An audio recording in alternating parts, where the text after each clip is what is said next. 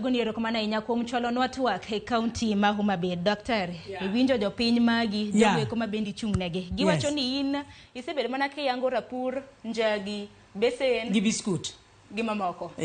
Losa ne kotende kod seyo. Erokamano ahinya amor gi seyo mowuok e chuny boma mar Homa Bay nikech anyar kanyada ma Kanyabala youth mawuoyo ga ng'egi maber to gichiw duol mar Homa Bay County kendo chal ni kuonde mag gwela migwelogie mondo gine tich matimore ok gichopi. Aparo ni abiro kawo thuolona mokwongo mondo aluong gi ofisa kata manygi e boma Lam kama gintie. Lam kanye ma giyudore, Lam kanye ma bro dhiye mondo mi aluong gi mondo mi alergi ging'e dongruok mar Homa Bay County nikech gik ma giwacho aneno ka kuodo wiwa gin gik madok chien gichalo jok moale bamba morawe stage morawe dholam to mucha gi wigi gik magitimo e weche mokwongo madwa tieko mokwongo gik masetimo na aselero gik masetimo e weche mag boda shade gin gik ma youth magero kata manyocha launch noger gi youth and okenana modern okenana shade mingawe ba malo macha shade ma modern Conchiel, I represent the PWDs, manyocha they my empower.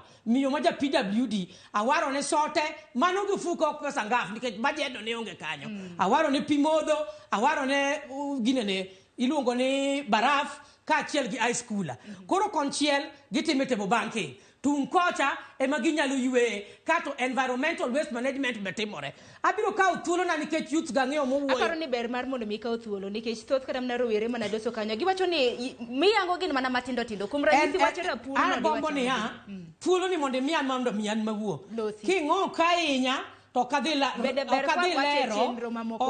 lero rawere kama ber nikech jok mani Homa Bay County neno kendo chopo ema ni chieng' moro koro igwelwa mondo koro wa play clips mag functions matimo nikech an functions ga keta yanga transparency and accountability no gima winjo mabor ka chaka duogo e weche mag water tanks and the list mag primary schools secondary schools and wuon go fuka gi my own personal partnership asetero tenge pradek eskunde in the wards nyocha kan dhiwa the third launch of Mama County back to school program nyocha tero kendo tenge pradek gangwen mag 10,000 liters gi 5,000 liters adwa wacho ni e basari mara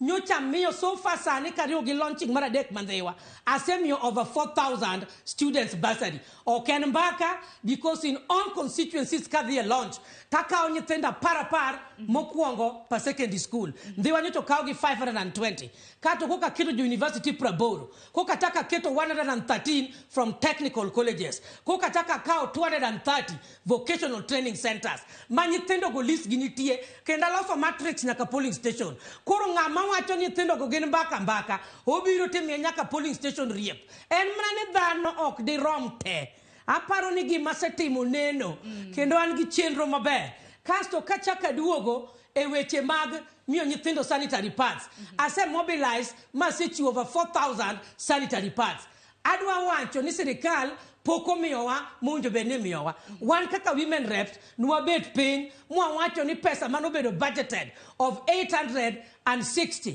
mondo of 940 million no nyiswa ni dhibedo mana 870 for entire county warito the framework margi mondo mi wapoggi adwa wacho ni ge thuolo be masebedo go asetimo a lot of capacity building on gender based violence and sexual reproductive health wantiere sani owaonge era mar campaign